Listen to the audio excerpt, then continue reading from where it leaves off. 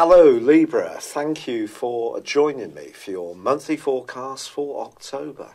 The Sun and Mercury begin this month in your Zodiac sign. This gives you an awesome opportunity to take a firmer grip on your life direction. Your focus very often is on balancing your needs with those of the people that you care about. You can be the arch diplomat. But also, you're a cardinal sign, which gives you real power. That's one of the qualities. Of course, you're also an air sign, so you're an ace communicator too. So at the start of this month, the challenge for you is to try to raise your profile, take your plans, the things that are important to you, more seriously. Now, there is on the 2nd a quarter moon in the sign of Cancer. Your emotions are going to be closer to the surface. And it may seem that someone in a position of influence, perhaps a governmental agency that you have to interact with, a boss, an organisation, a job, someone who works for you. It could be an older relative or perhaps someone in a local organisation that's dear to your heart.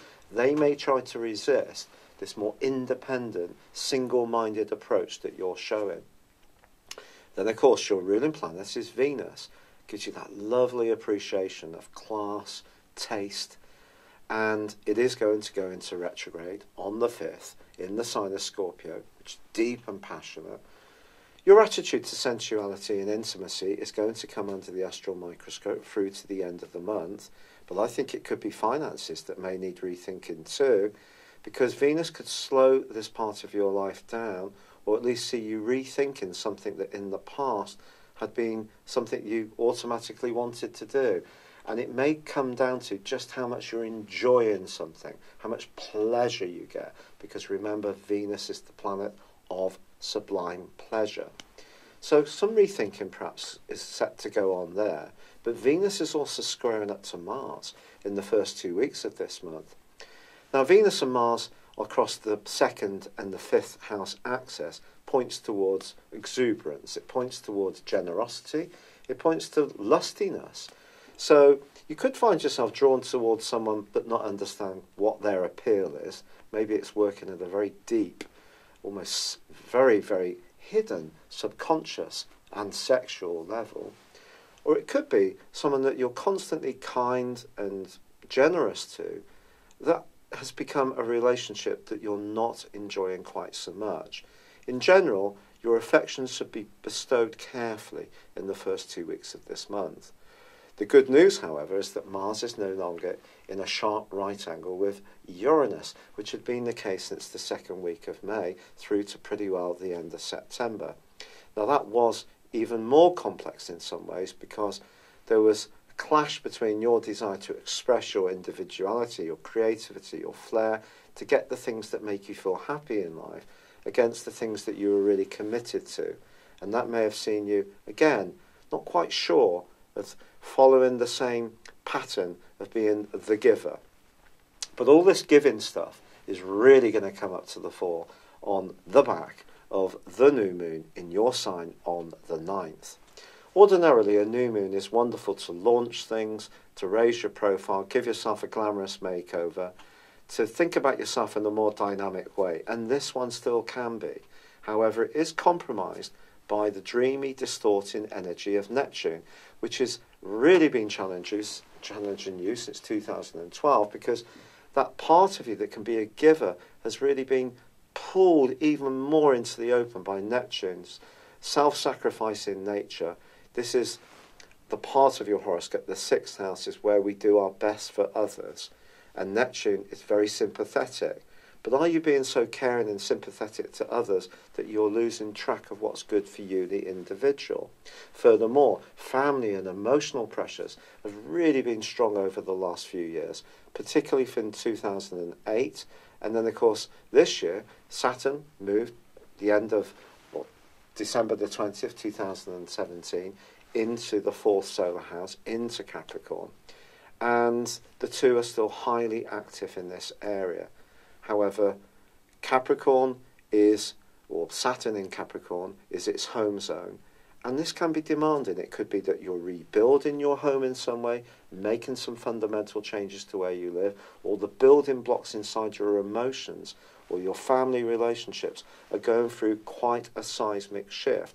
And this new moon is going to bring all this to the open because it squares up to Pluto. Pluto's about power, but it's also about hidden stuff. It could be about your desire to have power. It could be about someone else's. But if someone always seems to assume that they know what's best for you, this may be the point when you say no more. And that's going to last for a month, that overlay energy. The actual aspect lasts for the following week from the 9th. And across those days, particularly, there's going to be greater intensity. However, on the 16th, the sector or the sign of Capricorn is reinforced even more by another quarter moon. But this time for you, it's maybe you who's going to be questioning some of your motives around your emotional situation. Or maybe someone close to you doesn't seem very supportive or nurturing, or doesn't get how you feel about some of the people that you feel are challenging, perhaps in your family. The family is very much about the 4th house. Or perhaps you're just having a lot of big thinking about what happened to you when you were a kid, the messages that were put into you as by your parents and how that shaped you. Are you still just routinely following those, or are you set to challenge them? It's all up in the air, isn't it? It's a fascinating month, Libra. Your potential desire to be very equitable to everyone is going to be challenged, I feel. You're going to have to decide what you believe in and stand for it more than ever. And then the sun moves on the 23rd into Scorpio. It won't be back to your sign for 11 months. But on the 10th, Mercury moved into this area. So you do have an opportunity to battle back against some of the more restrictive energies of Venus's retrograde. But I do feel that Mercury helps you to think, the sun helps you. The sun basically is the enabler, isn't it? It's very much about sheer energy. It's very much about making things happen. So you could find yourself quite motivated to improve your lot in the last 10 days of this month, but there is still some highly exciting energies that are going to bubble to the fore because Venus is reversed so much back that it meets up with the sun and we have a conjunction. Now that could point towards a bit of a financial stroke of luck, to be quite honest.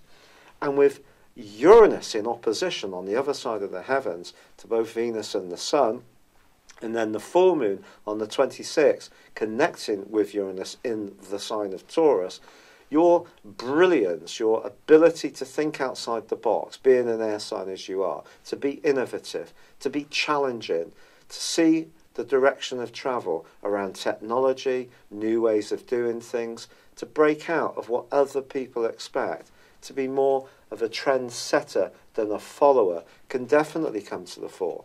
But equally, you may decide that you want to spend some money, whatever the consequences, because Uranus is very much about being spontaneous in this kind of situation. Or it may be someone you encounter has such an aura about them, such a magnetic vibe, that you just cannot resist them. It's entirely possible, all of this stuff, hugely exciting.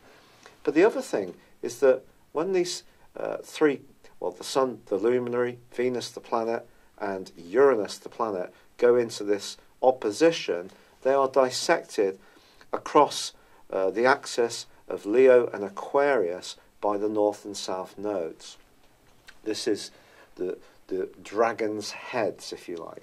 And in terms of the north node, that's very much about a Jupiterian influence. It's like a mini Jupiter. It's about your point of destiny. It's about your possibilities.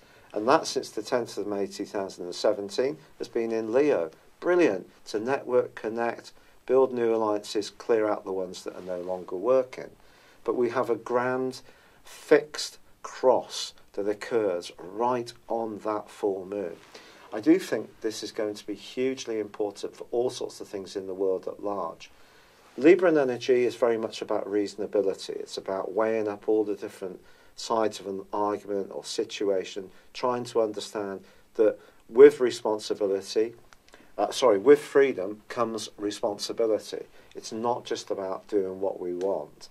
But I think something that's become too intolerable for you around a compromise which you're just not enjoying can see you much more outspoken, but it can also bring huge opportunities to act out your desires in a way which you start to get what you want. Visualize it, order it, cosmically order it if you like. And from the last day of the month, Mercury moves into Sagittarius, which is going to see your mind quicksilver sharp, and you can start to really get even more excited about some of the opportunities coming your way. It's great to be a people pleaser. I am. I've got a Libra ascendant. Do you know, I think I spent so much of my life worrying about what other people think.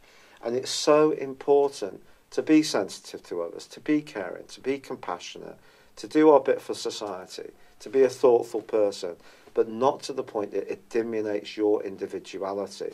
And there are challenges coming from your own emotions, from the family, from where you live, or it could be around a relationship, around what you value, what someone else values. It may be about your ability to manifest new monies, or to come to terms with monies that no longer are working for you.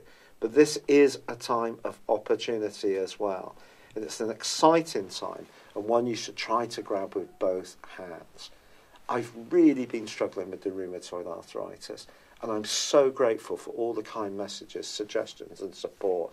I'm listening to all those natural ones. I'm doing so much. Serepites, I'm doing turmeric, heated of course. I'm doing ashwagandha tea.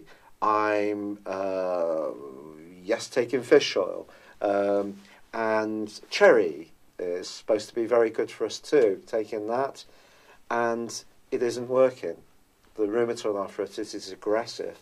The first drug they put me on hasn't worked. I've had to go on steroids because I was in so much pain. And now, if this latest push that I'm doing using CBD oil as well doesn't work, I will have to go on methotrexate, which is a chemo drug. So all your support and warmth has meant so much. I'm so, so grateful. And I wish you all the best for 2018's October. For now, good luck and goodbye. Hello, thank you so much for watching my video. I'd love you to join me at my Horoscope Ace app. You can find this at www.horoscope-ace.com. You can use it through Android, iOS, Apple or Facebook. Check out your ascendant or your moon sign, or download your free birth chart.